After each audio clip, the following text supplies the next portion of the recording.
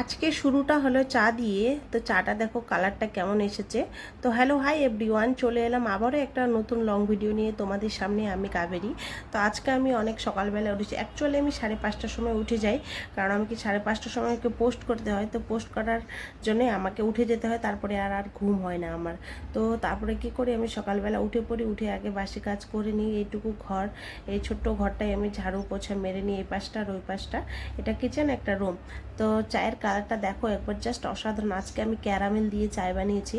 মানে আগে মানে আমার চায়ের সেটাতে ক্যানটাতে আগে আমি কি করেছি, চিনি দিয়ে দিয়েছি, চিনিটাকে লাল করছি, ক্যারামেল করেছি, তারপরে দুধ দিয়েছি উপর থেকে। তো চায়ের ফ্লেভারটা এত সুন্দর হয়েছে কি আর বলবো। তো এই যে দেখছে সর দেওয়া চাটা হচ্ছে আমার হাজব্যান্ড সর পছন্দ করে, আমার খুব পছন্দ। তো সেই চাটা আমি খেয়ে নিলাম, আর ওকে প্লেন চাটা দিলাম। তারপরে হাতে আমার হাজব্যান্ড 1000 টাকা ধরিয়ে দিল। তো সকাল সকাল আমার হাতে লক্ষ্মী চলে আসলো, আমি তো খুব খুশি। আর চাটা খেয়ে এত তৃপ্তি পাচ্ছিলাম কি আর বলবো। তোমরা অবশ্যই এই চাটা কিন্তু ট্রাই করবে।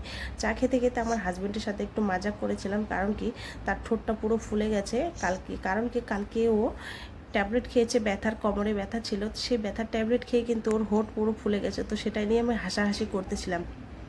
ও চা খেয়ে ডিউটি চলে গেল, এইদিকে আমার ছেলেকে লাড্ডু খাওয়াচ্ছিলাম। তোমরা তো লাড্ডুগুলো অবশ্যই দেখেছো আগের ভিডিওতে, যে আমি ছেলের জন্য লাড্ডু বানিয়েছি। তো তাকে আমি লাড্ডু খাওয়াচ্ছিলাম।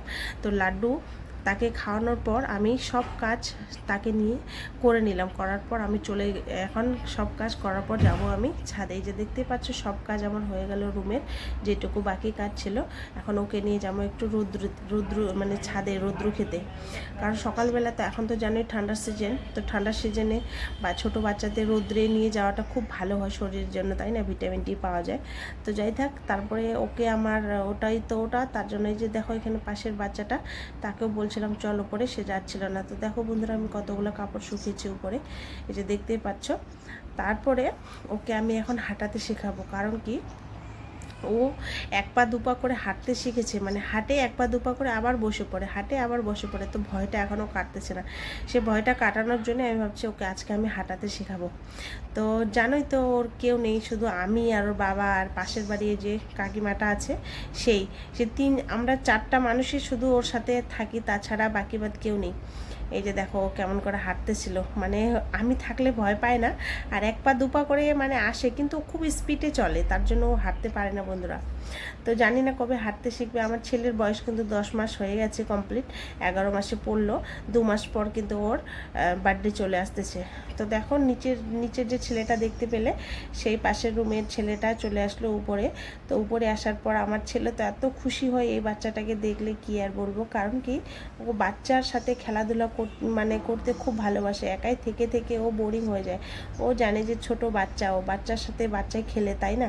তো বাচ্চার সাথে বাচ্চাই খেলবে না তো কে খেলবে, বড়রা খেলবে। তো সে পেয়ে দেখো এত খুশি, এত আনন্দ। আর ওই বাচ্চাটা একটু শয়তানি করে। তো যাই থাক, বাচ্চা তো তাকে উপর নিচে নিয়ে আসার পর তাকে স্নান ধান করে দেখো, তাকে ঘুম পাড়িয়ে দিলাম। এখন আমার বাকি বা যেটুকু কাজ আছে সেগুলো আমি করব। সবার প্রথমে চলে আসলাম রান্নাঘরে। এই যে কচু মানে সিদ্ধ করতে দিয়েছিলাম। তো ভাবছি কী রান্না করব, ভেন্ডি ছিল, শিম ছিল। তো বাকি বাদ অল্প কাপড় ছিল আমার ছেলের, সেগুলো আগে ধুয়ে নিলাম। ধোয়ার পর চলে গেলাম আমি রান্নার কাজে। এই যে দেখো আমি এখন রান্না বসিয়ে দিব। তো এই যে চাল ছিল এইটুকু, মানে আমি নেনিয়া ধানের চাল আমাকে খেতে ইচ্ছা করে, আমার হাজব্যান্ডই খায় বেশিরভাগ। তো আমার জন্য এটা। আর এই যে আমি আজকে সিম্পল রান্না করলাম, কচুর ডাল আর ভাত, একটু আচার নিয়েছি, আর একটা রোস্ট করে পাঁপড় করেছিলাম। বাস এইটুকু, ভাজা টাজা কিছু করতে ইচ্ছা করছিল না। তো এগুলো দিয়ে আজকে খাচ্ছি। তো তোমাদের কাদের কাদের কচুর ডাল খেতে ভাল লাগে অবশ্যই কিন্তু কমেন্টে জানাবে। তো ডালটা কিন্তু খুব সুন্দর হয়েছে, আজকে সিম্পল বানিয়েছি। তো আমার ভিডিওটা কেমন লাগলো অবশ্যই কমেন্টে জানাবে। তো টাটা।